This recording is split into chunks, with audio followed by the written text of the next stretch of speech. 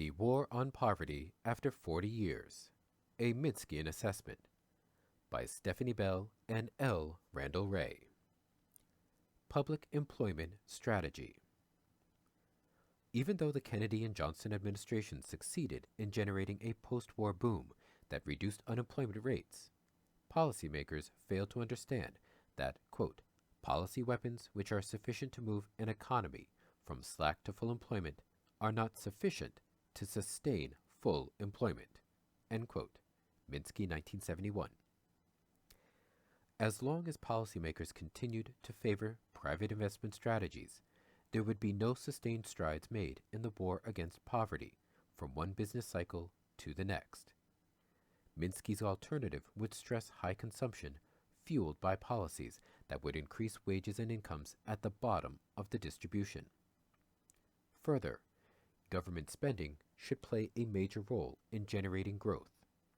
Hence, Minsky's policies would favor both greater equality and greater stability. To improve the lot of the poor permanently, Minsky believed that policymakers needed to address the question of income distribution. Quote, the questions that need answering if, someday, a serious war on poverty is to be mounted relate to the distribution of income and the available policy tools which can affect the distribution of income in the relatively short run. End quote, 1968. How, he asked, can the distribution of income be improved? Minsky, 1972. He answered, quote, first of all, by full employment, end quote.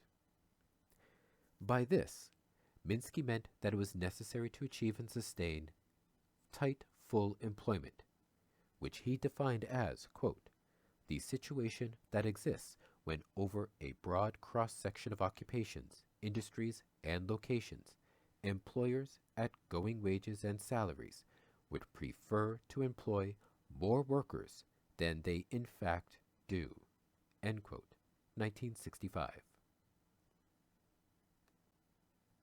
Footnote 6.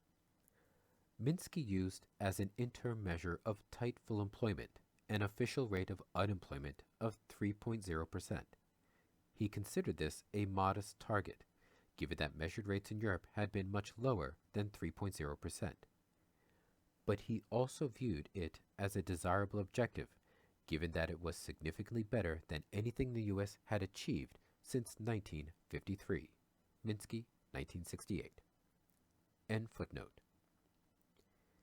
This would require a bolder, more imaginative, and more consistent use of expansionary monetary and fiscal policy to create jobs than we have witnessed to date. End quote. Minsky, 1965. Quote, the achievement and sustaining of tight full employment could do almost all of the job by eliminating poverty. End quote. 1968.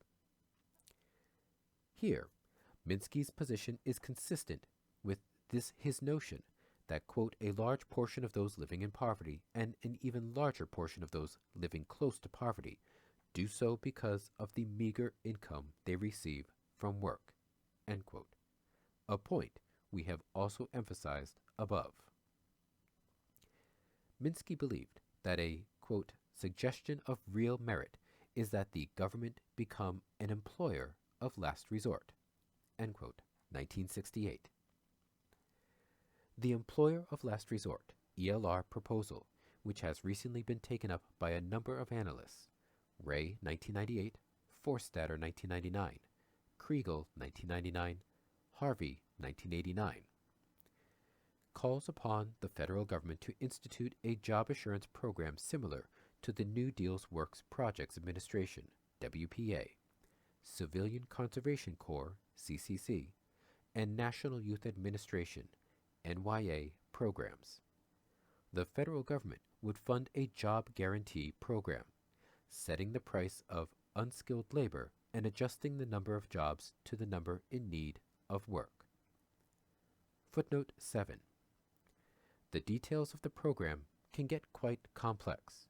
For example, the inclusion of health benefits, childcare, pensions, etc. For more on the intricacies of the program, readers should consult Wray, 1998. For our purposes, it is sufficient to note that the program may be administered locally. Indeed, this is probably preferable, but it must be funded federally. End footnote. Minsky saw clear advantages to this program. First, he expected it to eliminate the kind of poverty resulting solely from joblessness, whereas the investment strategy begins with demand increases for specialized labor, hoping for the trickle-down creation of low-skilled jobs. The employment strategy, quote, takes the unemployed as they are and tailor-makes jobs to their skills, end quote, Minsky, 1972. Second, if the existence of tight labor markets draws additional workers into the labor force, the numbers of workers per family will increase, moving some families who are in or near poverty away from it.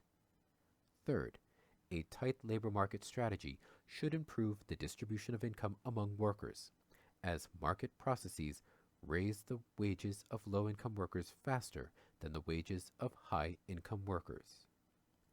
Footnote 8.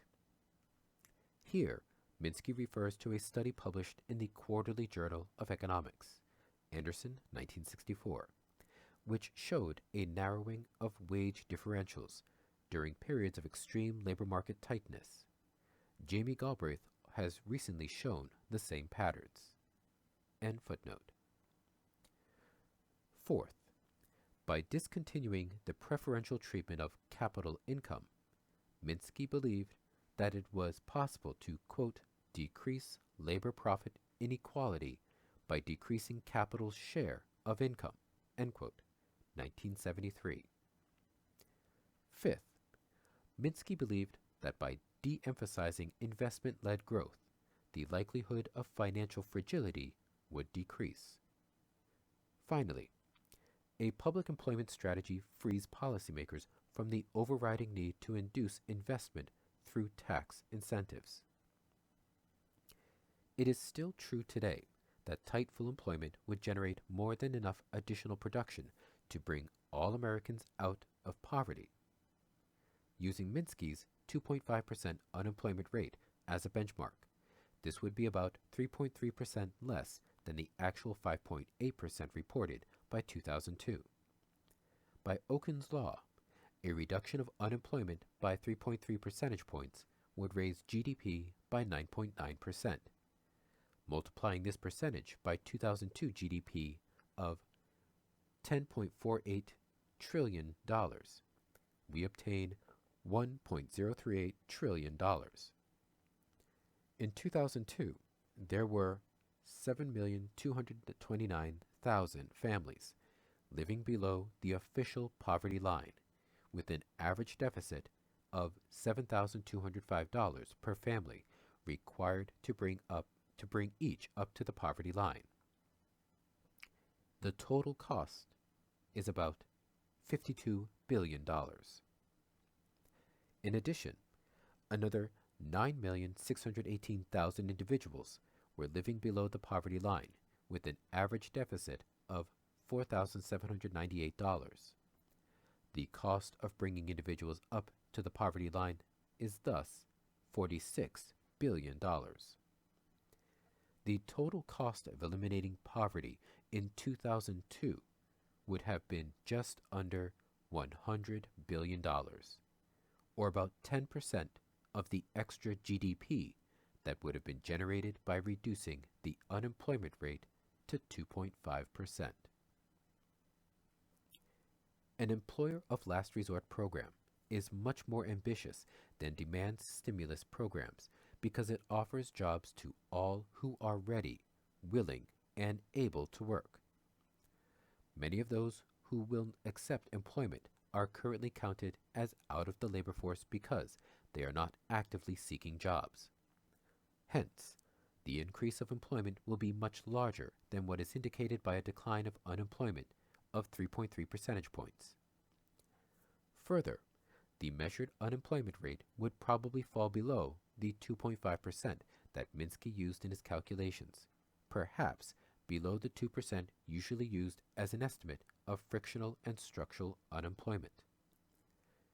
Pigeon and Wray, 2000, attempted to calculate how many potentially employable individuals had been left behind by the Clinton rising tide, coming up with a figure of more than 14 million employable workers aged 24 to 64 for 1999. At that time, the number of officially unemployed individuals in this age group was under 1 million, or less than 1/3 of the number of potentially employable. Clearly, the gain to GDP from employing all these individuals would greatly outstrip the cost of raising all Americans above the poverty line.